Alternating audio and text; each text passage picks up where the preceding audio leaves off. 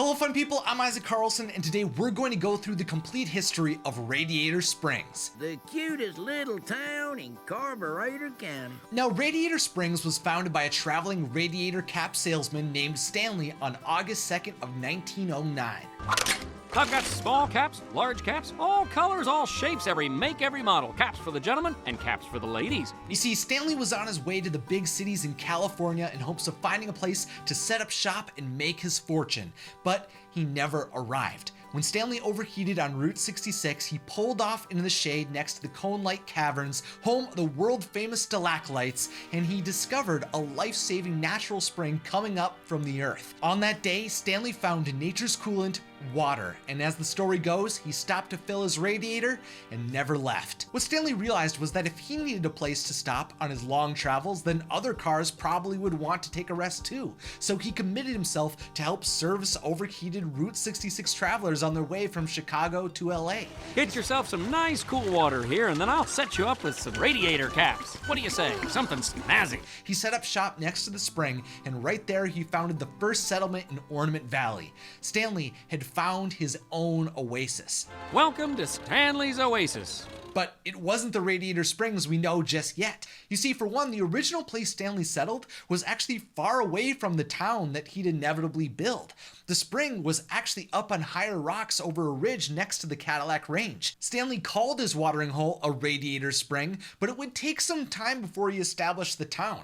At the beginning of his journey, he just needed to survive. The first thing he actually did was establish his business, Stanley's Cap and Tap, Carburetor County's capstone of caps. If Stanley didn't have your cap, he'd find you one for free, and for anyone who was in need of a new radiator cap, Stanley offered free drinks from the spring, which he called nature's own fixer elixir. There were claims that the water in the spring was capable of reducing leaks, stopping squeaks, and removing rust. How accurate all of those promises were, we can't be for certain, but the travelers were pleased with Stanley's little stop nonetheless.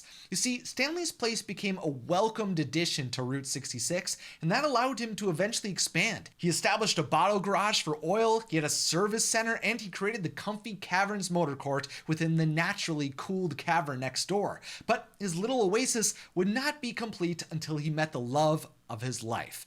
One day, a car named Lizzy overheated just beyond Stanley's shops, and when they met, they immediately fell in love. Hubba hubba, aren't you the cat's pajamas? I bet you say that to all the girls. Oh, applesauce. After meeting Stanley, Lizzy decided to stay so that they could be together, and she helped grow the oasis. She founded a small curios business and built out the motor court. Eventually, though, with an increase of customers, Stanley and Lizzy realized that they were going to outgrow their little settlement, so they decided to move the town down to the flatlands so that they could continue to expand. And in honor of the original oasis that was built because of one little spring, Stanley christened the new town by naming it Radiator Springs. Now, the first building that was constructed in the new town was the courthouse, and as soon as it was finished, Stanley and Lizzy were married within it.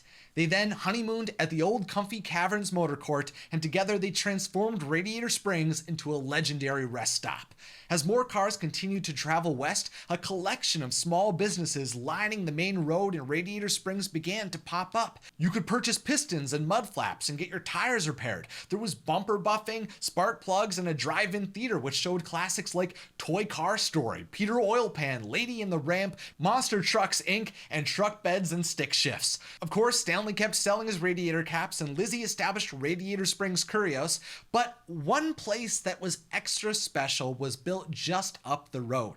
Out past the courthouse and the radiator cap, beyond Firewall Falls, there was the Wheel Well Motel. Used to be the most popular stop on the Mother Road. Eventually, Flo set up her gas station and Mater came to be the local tow truck. There was Ramon doing body art and Luigi was selling the finest tires. Sarge had his general store and Fillmore sold his organic fuel. Radiator Springs had a fire truck in red and a law-abiding sheriff. Stanley was able to create a community in Radiator Springs, and that was able to live on even once he was gone. Eventually, Stanley passed away, and in his memory, a statue was erected exactly where he founded the town, just outside the courthouse. And unfortunately, much like Stanley, the good old days eventually faded away. In the mid-1950s, towns along Route 66 were meeting their demise as Interstate 40 was being built, while the citizens of Radiator Springs were willing to embrace the new road and the travelers they thought would come. The truth was that the addition of Interstate 40 meant that their town was bypassed by most cars. Look, and they're driving right by. They don't even know what they're missing. Almost overnight, Radiator Springs disappeared from most cars' trips, and without those travelers visiting, that meant many small businesses closed and citizens were forced to move away. The town fell apart. But even though there weren't many reasons to stick around, a few remained to service one another and maintain the small town they loved. Now, once Radiator Springs fell off the map, it actually became a perfect place for the Hudson Hornet to disappear from the spotlight. After a devastating wreck forced Doc into retirement, he became a doctor of internal combustion in 1962, which eventually led him to run the Ornament Valley Mechanical Clinic far away from the rest of the world in Radiator Springs. While Doc quickly became a respected member of the community, even leading to him to become a judge, for the most part, he remained closed off. Truth was that Doc hoped that he would never have to confront his old life again. Years later, a lawyer from LA named Sally broke down to Radiator Springs. Doc fixed me up, Flo took me in. Well, they all did. Sally fell in love with the community and all of its members, which led to her purchasing the Cozy Cone Motel and extending her stay. And I never left. After Sally's arrival, though, the future of Radiator Springs seemed somewhat hopeless. There was no clear way for the town to ever return to its former glory, until a cocky race car named Lightning McQueen pulled into town and destroyed the road. Fly away, Stanley. Be free. Boy, you're in a heap of trouble. While Lightning was resentful of being forced to rebuild the road in Radiator Springs, he eventually was charmed by the small town. He became friends with the community members and was inspired by the history that was around him, which eventually led him to fund some of the restoration that was needed to light up Radiator Springs again. Even though the town wasn't back to the way it was just yet, there was a magic there that everyone could feel. Oh, Stanley. I wish you could see this. They all had hope, and no one could deny that Lightning was one of them. While it took Doc the longest to see the good within Lightning's heart, the rookie's presence changed him. Lightning opened Doc up again to the world, so when Lightning was called to Los Angeles to compete for the Piston Cup, Doc led everyone in Radiator Springs to rally behind the rookie. With Doc as Lightning's new crew chief, along with members of the town rising to be Lightning's pit crew, the young race car competed his heart out, and even though he didn't win that day, he knew he had truly found his home in Radiator Springs. There's some rumor floating around that some hotshot Piston Cup race car is setting up his big racing headquarters here. Really? Oh, well, there goes the town. And with that decision, Stanley's little town was back on the map.